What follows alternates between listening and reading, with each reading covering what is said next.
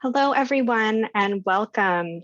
Thank you so much for joining us today. This is the National Girls Collaborative Project National Webinar, Celebrate Global Accessibility Awareness Day.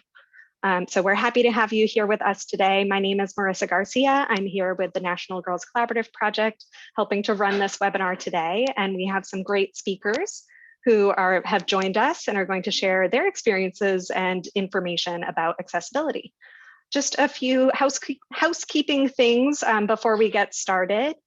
You may have noticed when you entered into the room, you were automatically set to be muted with videos off. We ask that you please keep those settings throughout the presentation, but when we open it up to the Q&A at the end, we welcome you to unmute to turn on your videos and ask your questions live. But if you're not interested in that, you're welcome to type your questions in the chat. That's a great way to ask questions throughout the presentation. We will keep track of those questions and make sure we get to as many as we can at the end of the presentations. You can also use the chat to talk with each other, share your own resources and information. So please feel free to use that chat and connect. And thank you to those who were taking a moment to respond to the poll. I'm actually going to end it now. It looks like we have several informal educators, program managers, a couple of librarians and museum staff, as well as some STEM professionals and other folks in the room. So thank you so much. And I'm going to go ahead and get us started. So before we begin, we're going to share just a little bit of information about the National Girls Collaborative Project. The National Girls Collaborative, the vision of the National Girls Collaborative Project is to bring together organizations committed to encouraging girls to pursue careers in science, technology, engineering, mathematics, and computer science. The photos you see on this slide are just some examples of how we facilitate discussion among stakeholders by offering structured networking activities at every NGCP and local collaborative event. During collaboration networking, dynamic discussions between individuals, matching needs and resources can highlight ways for organizations to work together and impact the youth they are serving. And actually, before I continue on, I did want to say, you should see live transcription happening on your screen. However, I find it personally really helpful to have the full transcription. So if you click the 3 dots and more option on your screen, you should be able to see an option that says view full transcript. And that allows you to see who is speaking and to actually scroll back in the conversation in case you feel like you missed some important information. So that's just a helpful tool. And so I'm going to keep going. Thank you for bearing with me. The goals of the National Girls Collaborative Project are the following. We know that there is a diversity of high quality resources available, and many of you have little time to search for the strategies and content to improve your program. NGCP helps address this need via our website, our newsletters, online databases, social media, and webinars like this one. From the beginning, NGCP has worked to connect research to practice and to strengthen the field as we see new research and thought leaders. We distribute these resources in an accessible format via Train the Trainer programs, partnerships, and online platforms. When programs are stronger and more sustainable, girls are better served. And finally, we use the leverage of a network and collaboration of girls serving STEM programs and champions to create the tipping point for gender equity in STEM. So we have our 3 goals here on the slide. 1 is to maximize access to shared resources within organizations interested in engaging girls in STEM. 2, strengthen the capacity of programs by sharing exemplary practices and research models. And 3, using the leverage of a network to achieve a tipping point in the gender equity in STEM. The National Girls Collaborative Project engages in a number of activities virtually and nationally and locally through state-based collaborative leadership teams. NGCP partners with organizations to scale and deliver content such as the Leap into Science National Network in partnership with the Franklin Institute and Crypto Club in partnership with the University of Chicago, both funded by the National Science Foundation, serving hundreds of educators via statewide networks. NGCP manages the Connectory, the largest national database of STEM opportunities. The Connectory also provides a way for program providers to connect and collaborate with each other. FabFems is an international database of female role models from many STEM fields. They are passionate about the work they do and ready to connect with programs to speak to spark girls' interests. NGCP is also working with Lida Hill Philanthropies and has launched the If Then Collection, a digital library housing photos, videos, and other media of women in STEM fields. And locally, state collaborative leadership teams offer convenings for educators and researchers for professional development, as well as mini grants for innovative projects when funding is available, and they distribute their own regular newsletters spotlighting local resources. The National Girls Collaborative Project has been partially funded by the National Science Foundation since 2002. We began as the Northwest Girls Collaborative Project focused on Washington and Oregon, and then as we presented our collaboration model to others, we were invited to expand across the United States. While NGCP programs and partners are located in every state, we have 33 collaboratives serving 41 states, facilitating collaboration between 42,500 organizations who serve over 20.2 million girls and 10 million boys. And with that, it is my pleasure to introduce our speakers for today. First, we have Sheryl Burgstahler. Sheryl founded and directs the Do It Disabilities, Opportunities, Internetworking and Technology team and the IT Accessibility Technology team out of the University of Washington. These dynamic groups promote, one, the use of mainstream and assistive technology and other interventions to support the success of students with disabilities in post-secondary education and careers, and two, the universal design of learning opportunities, facilities, websites, media, documents, and other IT, and services to ensure that they are accessible to, usable by, and inclusive of individuals with disabilities. ITAT focuses its efforts at the University of Washington campuses in Washington State. The Do It Center reaches national and international audiences with the support of federal, state, corporate, foundation, and private funds. Dr. Burgstahler is also an affiliate professor at UW College of Education.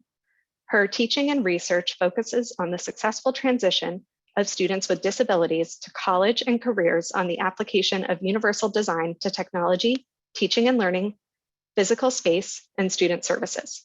The incorporation of universal design topics in mainstream curriculum and the adoption of a universal design framework to inform all practices in higher education. We are also thrilled to be joined by Crystal R. Emery, PGA. Crystal is an activist, filmmaker, and the founder and CEO of You Are You, The Right to Be, Inc., a nonprofit content production company. She is a member of the Producers Guild of America and New York Women in Film and Television, and is an If Then ambassador.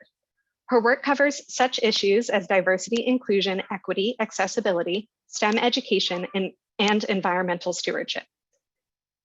Emery has been a keynote speaker for distinguished institutions and multimedia platforms, including the National Security Agency, National Institute of Health, National Organization on Disabilities, Kaiser Permanente, AAAS Emerging Researchers National Conference, TEDx Beacon Street, and Global Disability Innovation Fund.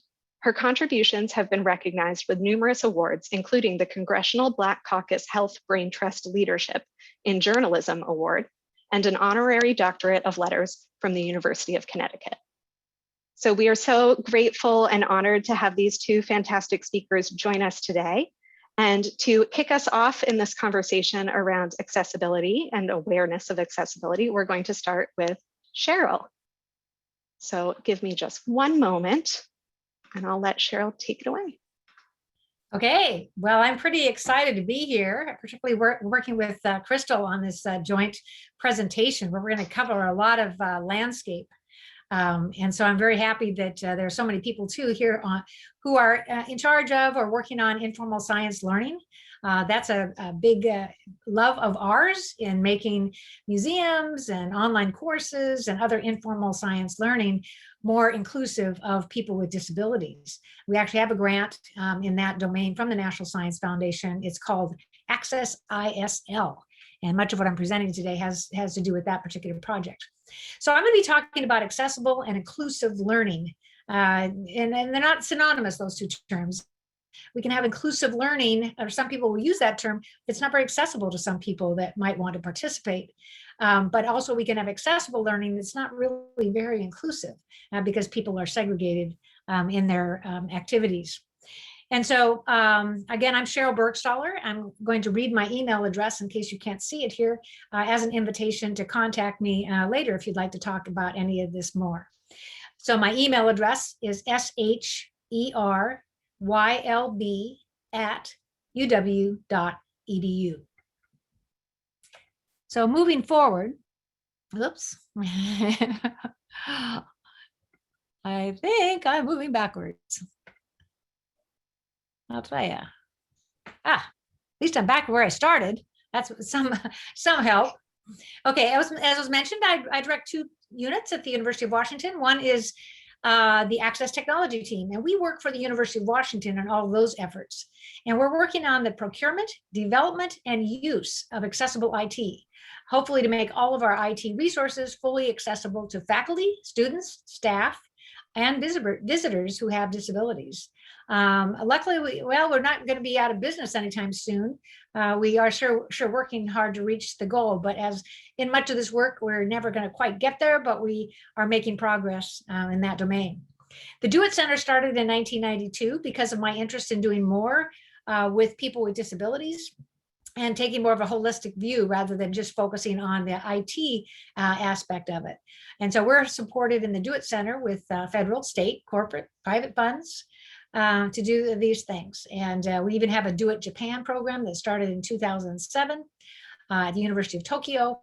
And we established and continue to maintain the Center on Universal Design and Education, which started in 1999 with funding from the US Department of Education. So we do a lot of different things, but they're all about being inclusive and accessible. And when I'm thinking about being inclusive, what I think it means is that everyone who meets the requirements with or without accommodations is encouraged to participate. So it's not just about allowing people to participate, but they should be encouraged to come. One issue is if you don't say on your informal learning program website how to request accommodations, I'd say you're not being very welcoming to people with disabilities if they can't even figure out how they could get an accommodation if they need one. And just simply by including the statement tells people with disabilities you expect them to come. And once they're in the program or course or whatever, they feel welcome. We teach a lot at the University of Washington, and many of our courses, too many of our courses, I should say, the syllabus is not designed in an accessible format. That's an example of making someone not feel very welcome if they can't access the content of the course. And usually these documents that are not accessible are in PDF format, which is hard to make accessible, but not impossible, but you need to learn the ropes for doing that. And then the third thing is they're fully engaged in accessible and inclusive activities. So they can technically access them and use them, but they're doing it along side by side with their participants in the program. I'm going to give just a little 1-minute history of the evolution of responses to human differences, which of course leaves out a lot of the details. But this idea that early on, and unfortunately some places in the world today, have practiced elimination or excluding or at least segregating people with disabilities from other people. And sometimes these are really well-meaning people, like parents that may keep their child home because of a disability where they think they might be teased or bullied in a more integrated setting, which is unfortunate to miss those opportunities. In the middle of the last century, because of medical improvements, there was a lot of focus on curing disabilities. And if they couldn't be totally cured, then to rehabilitate people with disabilities to be as independent as they could be. And then if that didn't work, to accommodate them after the fact. When some kind of an inaccessibility is discovered for a particular person, then kind of scrambling around and making sure that they can engage at least to some degree in whatever they're trying to engage in. The middle of the last century, there was a big boost in this area because of World War II, actually, because for the first time, our heroes, our war heroes, returned from battle with many and multiple disabilities. In earlier wars, they wouldn't have survived their injuries on the battlefield. But another thing contributed to it, and that was the GI Bill, where veterans were allowed to attend college for free. Their tuition was paid for. So guess what? A lot of people with significant disabilities showed up on our campuses, and we couldn't really ignore them. They were war heroes, but they did a lot to boost efforts in making things more inclusive of people with disabilities. Today, we're in the age of social justice on all sorts of different dimensions, racial ethnic minorities, for women, and so forth. And some people leave out disability, the disability movement that has been moving along, right, like the rest of them. So the idea with social justice, of course, is that it's a civil rights issue, that people with disabilities have a right to participate in whatever we're offering. And so we need to include them. We need to think about inclusion. How can they be integrated with a program where maybe we haven't designed fully to be accessible to that population? And then the movement of universal design, which is basically an approach that provides a part of a solution to making things more inclusive. So it kind of provides a framework on which you can build inclusive and accessible practices. Now, if we take a look at accommodations, and let's take a look at our online programs, since we're all in the middle of a pandemic here, so I'm sure we're doing stuff online like we're doing today. The biggest, maybe the most expensive accommodations in online programs are two. One is remediating inaccessible documents. I already mentioned the PDF issue, but so many documents are presented in online courses and informal science activities that are not accessible to some people with disabilities who might want to participate. PDFs are kind of difficult to make accessible. Word documents are easier, but it's even easier yet if you're using the content pages within, say, a learning management system, which is essentially HTML, like you format a website. And so people that are presented with barriers because of this inaccessibility are people who are blind, who are using screen reader software to read aloud the text on a screen. And if things aren't formatted in a text-based form, their screen reader can't work. The document also has to be formatted in a way for them to benefit. But it also impacts a lot of students who have reading-related learning disabilities like dyslexia. They too use text to speech technology to speed up their reading, even though they can actually see the words and sometimes have them highlighted on the screen. They too need access to the text in that document. So a scanned in PDF, for instance, is just an image to a text-to-speech software, and they can't actually access that content. A third group is English language learners, because they too benefit from hearing the words aloud. So when they're looking at the text, and so they can gain the content more fully. The other big expense in the many programs, particularly post-secondary institutions, is captioning videos. And some people are very surprised to hear this, because so many of our videos are up on YouTube, and we all know that they're captioned. They are captioned ahead of time. Well, they're captioned by a computer, and that's why there's a little punctuation, misspelled words, and so forth. Think about it for a minute. The people that benefit from captions the most are those who are deaf and cannot hear the content, and those who are English language learners and also have difficulty understanding the language unless it's in a written form also. Think about that for a minute. It's kind of a really, really mean trick for those two groups to have inaccurate captions on our videos. So universal design is the framework I talked about. It's the design of products and environments to be usable by all people to the greatest extent possible without the need for adaptation or specialized design. And the two examples I just gave, that in the creation of our course or our online learning program, we caption the videos, or we edit the videos that are already captioned by a computer, which is easy to do with YouTube as you're posting them. But also we make sure our documents are designed in an accessible way. So we don't have to provide an accommodation to anyone in that regard. The materials are just accessible from the beginning. They're born accessible.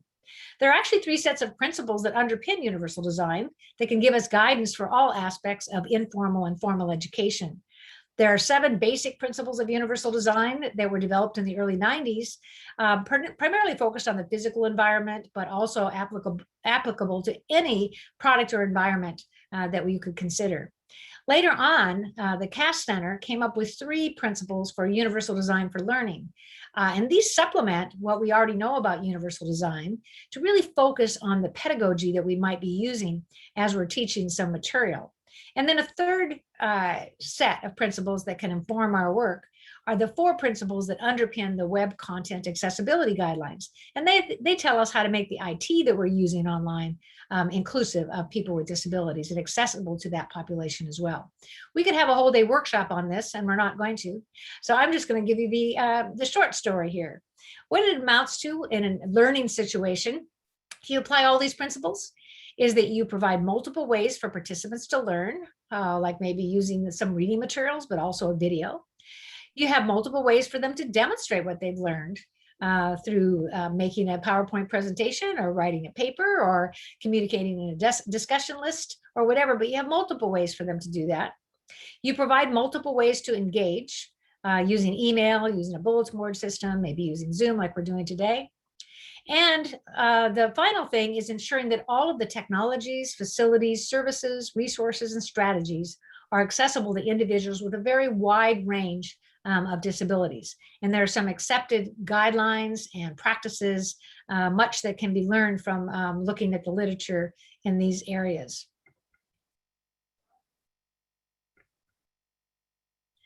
So that concludes my section. I'll just point you to some resources that maybe can be put in the chat, the URLs.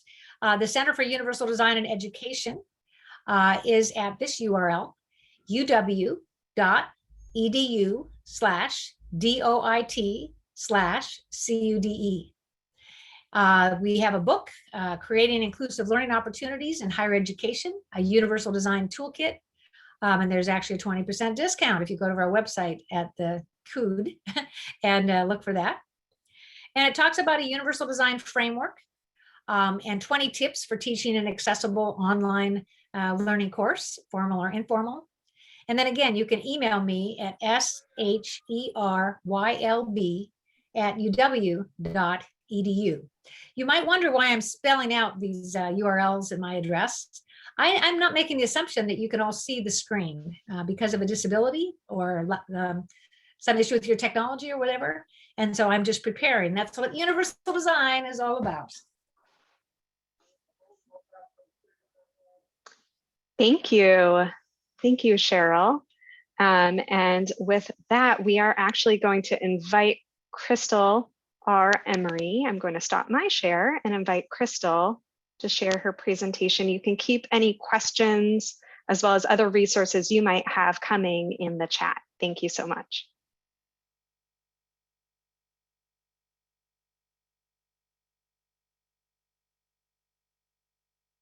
Thank you. Good, Sheryl. God, when I grow up, I want to be as fabulous as you are. Good afternoon, everyone. I am Crystal Renee Emery. I am a filmmaker, an activist, a founder of You Are You the Right to Be, which is a nonprofit multimedia production company. I'm honored today to be part of the National Girls Collaboration Project and Global Accessibility Awareness Day. I think that Sheryl hit on a lot of points that I was going to talk about, but today I'm going to share with you my personal experience as a differently able person. I am a quadriplegic who lives with multiple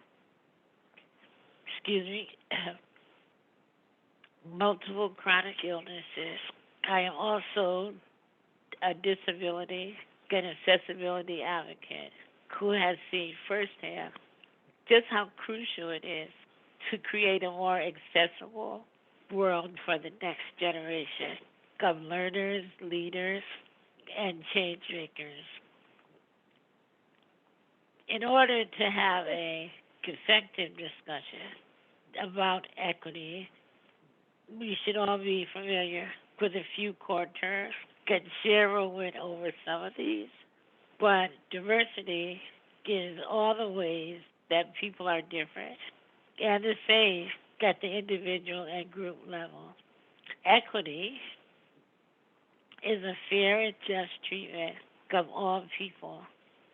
Accessibility is giving equitable entry to everyone along the continuum of human ability and experience. And I love the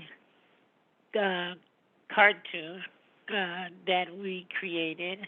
You have probably seen this many times, but we just sort of redrew it because sometimes people really don't understand the difference between equity and equal. All right, so and inclusion. Um, so you see the two pictures, and you see what looks like everybody's equal, right?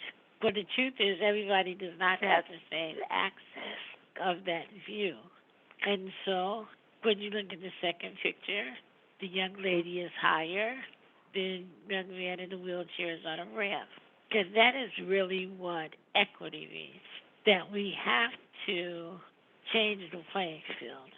Inclusion is ensuring diverse individuals fully participate in all aspects and experiences.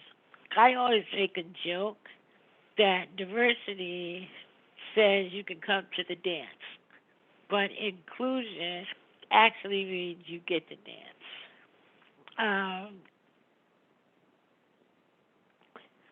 Essential to our understanding of equity and intersectionality is the concept of intersectionality.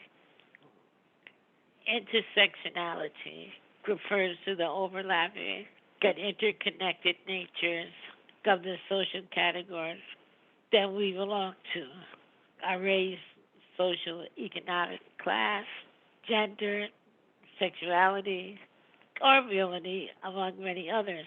So this quote by Dr. Donna Walton, founder of Divas with Disabilities, describes intersectionality in a nutshell. The impact of the triple jeopardy syndrome cannot be overstated. As an African American with a disability, one can never be quite sure if their race, gender, or disability is hurting their chances for advancement. Alex, take away. As a Black woman with a disability, I can never be sure if I'm being discriminated against because of my race, my gender, or disability. I mean, in reality, the answer is all three. My identity cannot be broken down by categories. These aspects of who I am cannot be separated from each other. I am a very unique individual with my own set of strengths, weaknesses, privileges, and disadvantages. Together, my circumstances produce a distinct set of needs that are essential to my survival. True accessibility cannot exist if our efforts are not informed by intersectionality. We must carefully consider the different challenges and experiences that a differently abled Black student faces in comparison to their white counterparts. For example, our programming needs to be malleable, able to adjust to each student's unique needs. When people think of accessibility, they picture somebody with a disability. What many fail to notice is that there are some disabilities that are not easily detected. And the changes that we have fought for have made everyone's life more accessible and easier. So I want you to think about curb cuts. They're a really good example. How many people pushing a baby carriage, cart, or suitcase with wheels have benefited from curb cuts? This photo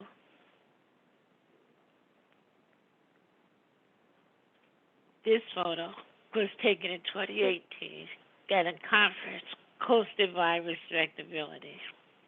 For those of you who don't know Respectability, it's a nonprofit organization that works collaboratively with employers to fight stigmas and advance opportunities for differently able people. Although it might not be obvious upon first glance, each person in this photo lives with a disability of their own. But despite our different physical or cognitive challenges, accessibility has universally been in us all. You know, Alex, let's look at the word technology. Web accessibility has made the internet easier to navigate for everyone. How many of us, without hearing impairments, utilize closed captioning on YouTube and Netflix when we're in quiet spaces or have forgotten our headphones? And Sheryl talked about this, give more detail. It has made it accessible to those who are learning a new language or learning a second language. Technology is an integral part of my own life. As you can see, I live on a ventilator, I travel in an electric wheelchair, I record meetings, I upload them, get to a transcription service called Trent. Without these strides toward accessibility, I would not have been able to channel my passion, get a vision, get to the work that I do today. Bottom line, accessibility is essential to closing the gap between the haves and the have-nots, but it also drives innovation. A more accessible world is a more efficient world, a more creative world, a more progressive world. All of us, not just differently able people, have to make an effort to understand accessibility. In 2016, my team and I were working on my film, Black Women in Medicine, approved for Oscar consideration. In order to do so, we had to screen the film for an Academy-approved movie house. I only had 30 days left to find a available theater. My team finally found one in New York City. We sent our newest staff person to survey the building and ensure that it was wheelchair accessible. When they reported that it was, we began preparing for screening.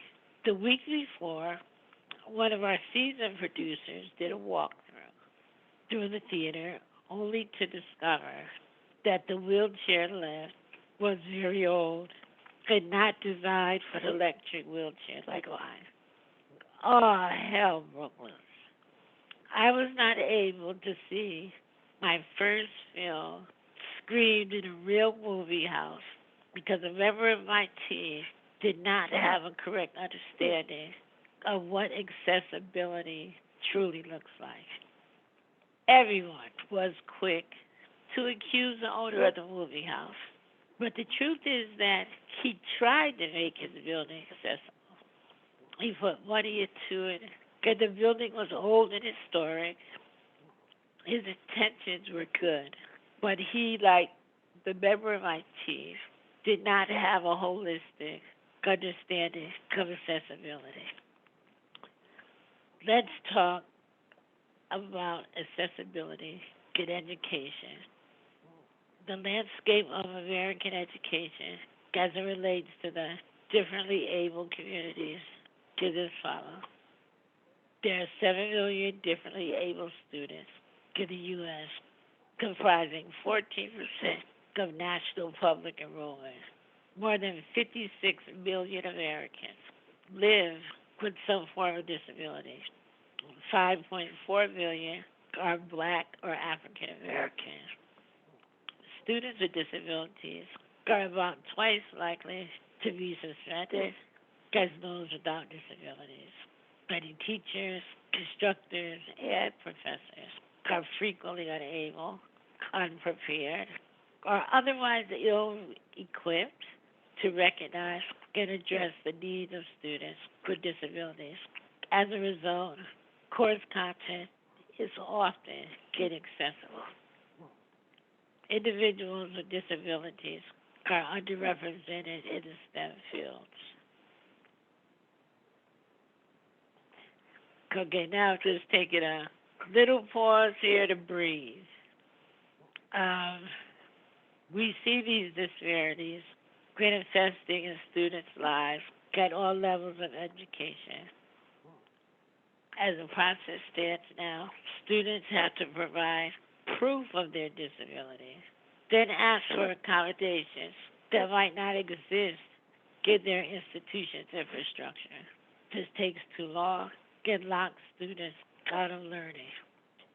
Pictured here are myself and a group of bright post-students, researchers at the Emerging Researchers National Conference in STEM. This conference was aimed at helping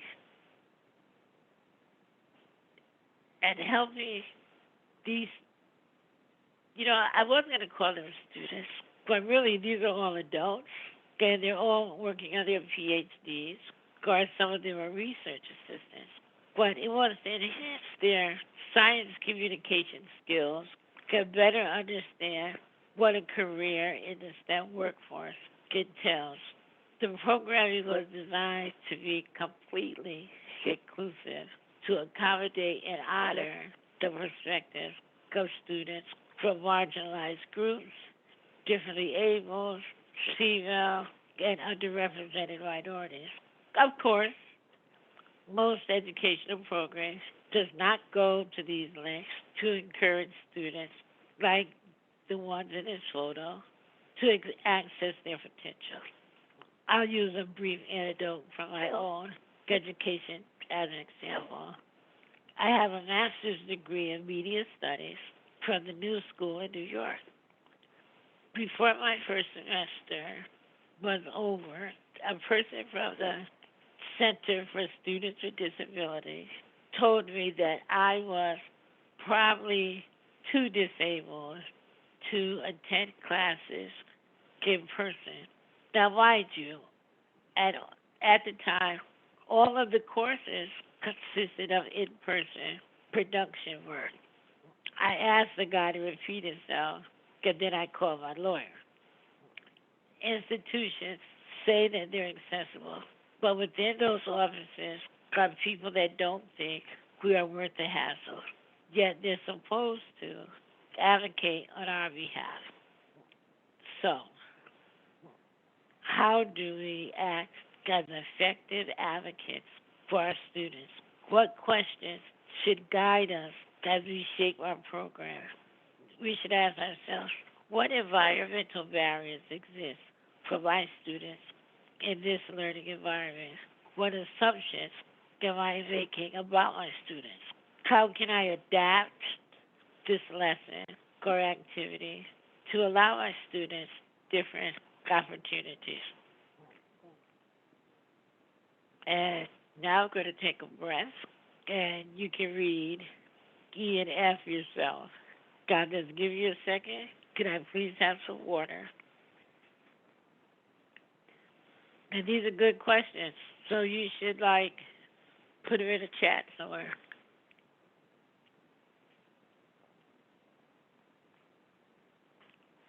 Okay. Thank you. Keep in mind that accessibility should be an essential part of education development rather than an afterthought. In other words, designed for accessibility.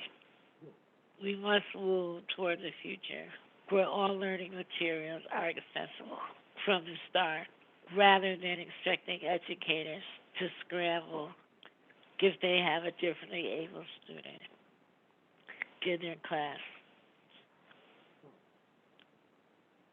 What we have to do is revise the mindset that learning needs to be uniform. The way that curriculum is presented should be versatile and adaptable. Give students the option via different avenues text, audio, video, visuals. My team and I ask ourselves these questions every time we host a conference in support of changing the face of STEM. URU's multifaceted education and engagement initiative designed to encourage students of all backgrounds to pursue a career in STEM. Picture here is myself and my colleague Jill Olson at the National Academy of Science in 2019 during the Changing the Face of STEM event. I believe central to our work is you can't be what you can't see. Fostering inclusivity, putting students face to face with leaders, innovators, change makers who look like them, and give them a window into all the possibilities, futures that are there for the taking. Screw down, don't do anything. I am closing, running out of time, so let me just say this. As educators or as people who are interested or dedicated to making the world a more equitable place, you have to include the voice of people who have different disabilities, because as an able-bodied person, you really can't fully understand our perspective. But we can help you assist in creating environments that we also can thrive in. So that is what I have to say. If you'd like to learn more about my organization, URU, The Right to Be, is doing to change the landscape of accessible learning, feel free to visit our website, urutherighttobe.org. And I look forward to speaking with you during the Q&A portion. Thank you. Thank you, Crystal.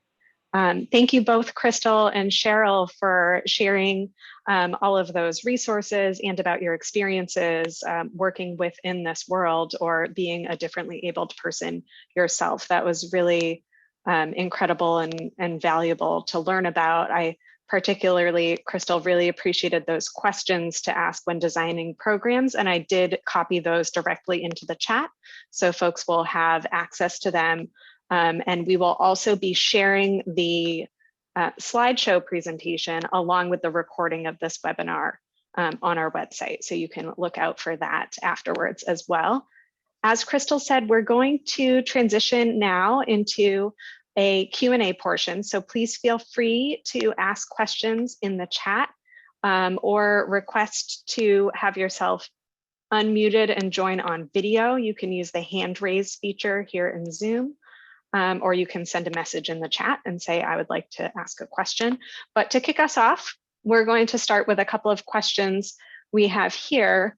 So the first is, and I think Crystal started us on this with those questions to ask yourself when you're designing an accessible program, but how might an educator get started in making their program more accessible? So I think now I know one of the first things I would do would be to look at that list of questions Crystal shared, but are there other things educators can do to get started in making their programming more accessible?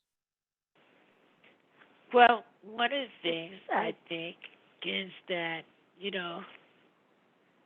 specifically looking at the goals and what is success criteria in your program, and then make the steps to improve it. I always say that there's not a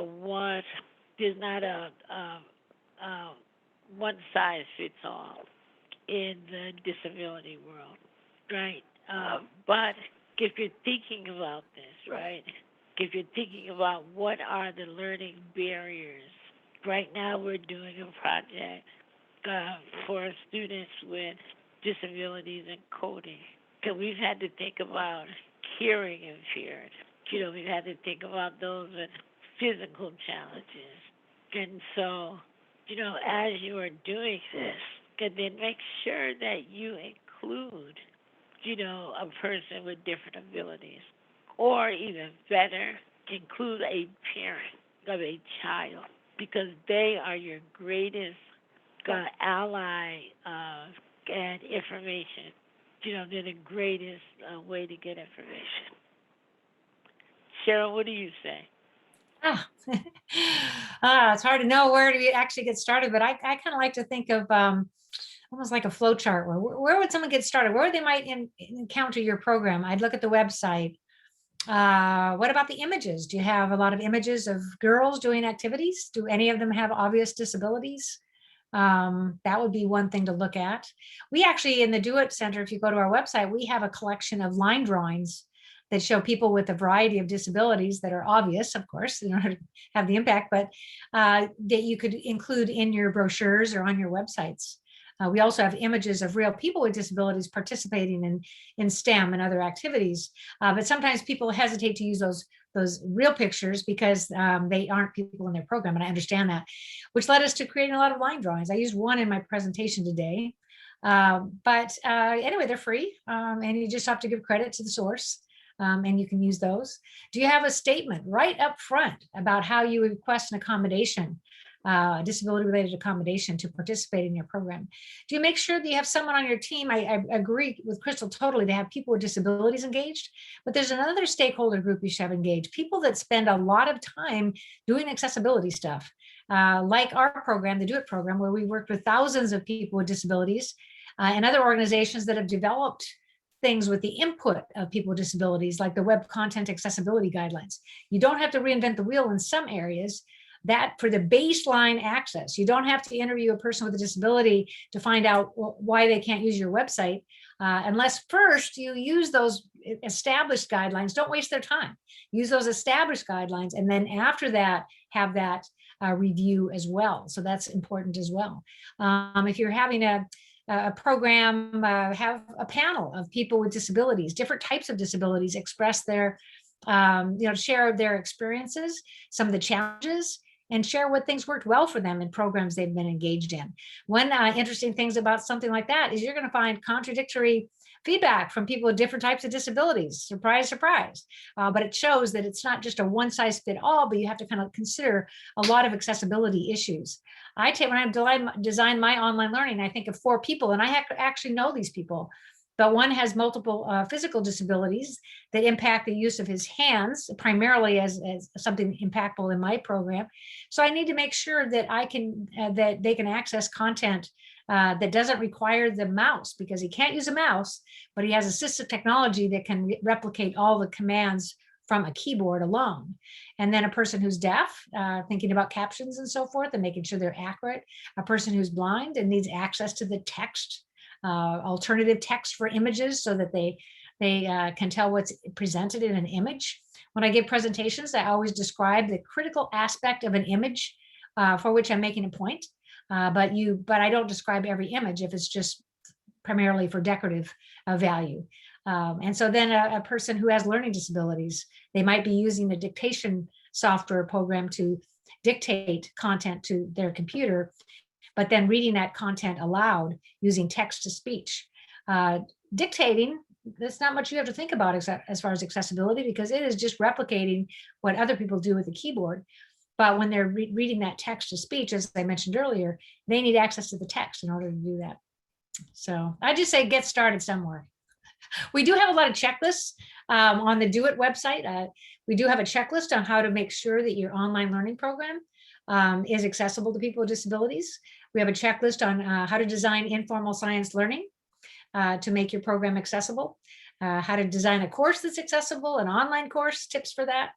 And all of our tip sheets are help people get started. They help you think about, I never really thought about that, but how you can make whatever you're doing more inclusive of people with disabilities. Thank you. It's always great to have access to resources so we can continue learning and learn more. So I believe that the Do It website was shared earlier in the chat. Maybe we can pop it in there real quick again. And if other folks in the audience have done some of this work in your own programming, feel free to share some of the resources you've used as well. We'd love to continue learning with you. Okay, so our next question is, what have we learned in the pandemic that will help us in a post-pandemic world in terms of accessibility? Or have we learned things? Start on that Well, one. you know, Okay, go ahead, Crystal. I'll follow up. okay. Now let's scroll up over here. I think that one of the things that we learned during the pandemic is that, you know, I always say that STEM is one of the greatest areas that people differently abled or with disabilities can be employed. And what we've learned is that, you know, everyone had to work remotely, right? Everyone had to work from home or very limited physical access. And so that has been particularly helpful. So prior to the pandemic, we weren't utilizing our technology at its full potential. Now with the wide acceptance of web conferencing platforms like Zoom and Cloud and document sharing applications like Google and Microsoft and OneDrive, et cetera, this opens up the door for possibilities for millions of people. And companies are permanently changing their policies and transforming their culture to allow employees to opt for remote work. And I think that one of the things that we learned, as long as you have the mental capability, that technology will work particularly in our advantage around gaining employment. One of the big things learned in the pandemic related to disability is we have now created thousands and thousands of online courses that are not accessible to people with disabilities. Very few people know about how to design an accessible course. And some programs will say to me, faculty or administrators, well, we're not hearing a lot of complaints from the disabled population. That's because they're not there. They're not in school. They're not signing up for an online course because they have had experience in the past and they just know those courses are not going to be inclusive of them. So we have a lot of people with disabilities that are not being included in this wonderful opportunity for benefiting in the online world. Some faculty say, well, I can't control the technology I'm using. And what they need to know, and participants in this session today too, is people like us, groups like mine, our IT accessibility team, have been working relentlessly over the years to work with companies like Blackboard and Canvas and Zoom, for instance, to make those products more accessible. And we've had a great deal of success. When the University of Washington wanted to license Zoom as our primary conferencing software, my group evaluated the product and recommended no, because it was not very accessible. Now Zoom is recognized as the most accessible conferencing software in the world. And it's because of efforts of groups like mine. We put in the contract, okay, we'll buy it, we'll license it, but you have to agree to work with the Access Technology team side by side to make it more accessible. Because in reality, a company is not, they do not have any legal risk by creating inaccessible products, but those of us that are offering programs do if we're using inaccessible products. Because the Americans with Disabilities Act and laws before it require that we make our programs accessible. And so we should be buying accessible products, but part of this example is they're not always out there. So we always have to work in that area. But the point is that the tools now, the major ones are pretty accessible. And it's mainly the content that's being developed by informal science learning programs and instructors and so forth. It's the content being developed to use with that technology that creates the most accessibility barriers. So it's worth pursuing, and it's worth bringing in some partners that know something about this and help you move forward to make your programs more inclusive. Thank you. So I feel like we're circling back to those great resources, the questions Crystal shared and the resources on the Do It website that Sheryl was referencing, checklists and things like that, to kind of sort of self-assess how accessible is my programming or my website or things like that. So that sounds like a great place to kind of begin this exploration of, doing better in terms of accessibility. We have a question here from Christina. She's asking, can you tell us a great statement for our website on accessibility, or how would an accessibility statement perhaps be worded? So you may not have a great statement off the top of your head, but maybe there are resources that folks could use if they're trying to craft a statement around accessibility. I don't have it in front of me here, but I think you could look at the Do It website. We have one of those at the bottom of the screen. That you might want to look at, but I think it kind of includes two parts. I think one is an affirmation that what your goal is. So I think something along the lines is, the National Girls Collaborative or whatever project you're talking about has made efforts to make sure that all of our online resources, or you could even say all of our resources and programs, are accessible and inclusive of people with disabilities. And then have another sentence, which is, if you find that something that we're providing is not accessible to you, then please contact, and have a link there somewhere to someone who will be responsive. And so you're basically saying, hey, we're trying, we're working on this, but we also have a way for you to share when we're not totally making the mark.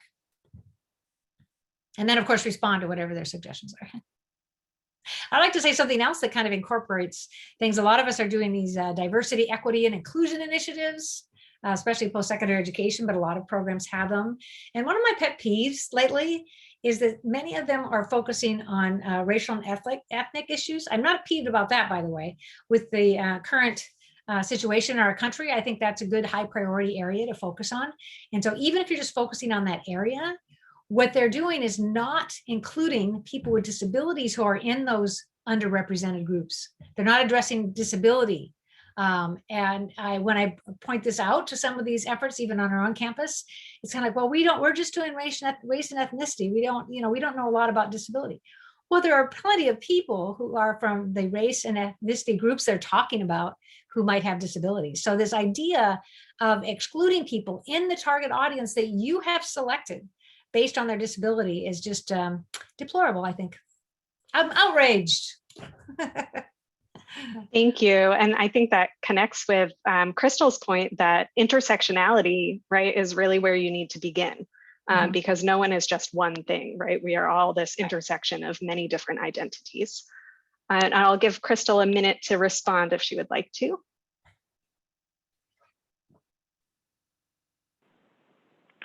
No, I'm here learning from Sheryl myself. So give us another question. Great. Okay, I think this is our last question as we're getting close to the end of our time here. So this webinar is in celebration of Global Accessibility Awareness Day, which is happening in 2 days on May 20th. How can we increase awareness inside of our science learning and the education field more broadly?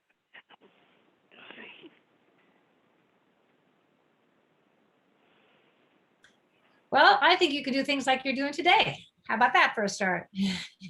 I know your program does a number of things, and I think programs like today just increase that awareness. And I'm sure there are at least a few people here today that maybe haven't really thought about this.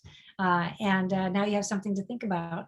And then building off of that, to do more in-depth things. I think if you don't have the expertise in your program, to bring in people who do, and that's what we're doing today here. And there are plenty of people out there in this field that love to talk about it. Right, Crystal? Yeah. There's a lot of people that like to talk about it, but they just like to talk about it. What we're about is taking that chit chat and turning it into action. Exactly. And so if you really want to do something, again, Sheryl has put in the chat box all of the resources that you can go to. Like, there's no excuse not to. Because, a lot of people, when I speak, they say, oh, you're so inspiring and you're this. And I was like, but did I inspire you to go take an action? Yeah. So as much as we want to recommend that you seek more opportunities to learn, and you can, work with, open up mindsets. But the other thing is you have to do something, right? Like you need an action plan. Because they could be very simple actions because baby steps lead to big steps, lead to building new foundations, new paradigm. So don't leave this webinar and like, oh yeah, that was really great. Oh yeah, it was so informative. And then you go back to business as usual. That means that you wasted our time and your time. But if you're serious, take an action because individuals create institutions, and that is how you create change. And that's why I named our program the Do It program. Thank you. Such great closing remarks. So I hope everyone is ending this hour with us with at least one action that they're going to take forward and employ in the work that you are doing. As we close out, I just have two things I want to make folks aware of. The first is Kata is going to be putting a link in the chat to a post-webinar survey. This helps us learn what is working in our webinars and what is not. And so if you can please take a moment to fill that out, that really helps us out a lot. We also want to let you know of a few webinars coming up in the future. On May 24th, we have Representation Matters, highlighting the If-Then collection. We'll have some other If-Then ambassadors on that webinar. Crystal is an If-Then ambassador, but won't be joining us on that day. We also have Curious About Curiosity Camp, If-Then collection resources to support girls in STEM on June 22nd, and a webinar about the National Girls Collaborative local collaboratives on June 16th. So we hope that you'll join us for some of those other events. And thank you both, Crystal and Sheryl, so much for sharing your expertise today. And I hope everyone is taking an action from this to go and do in their own lives and work. Thank you so much, everybody. Thank you. Thank you. Namaskar. Thanks for inviting us.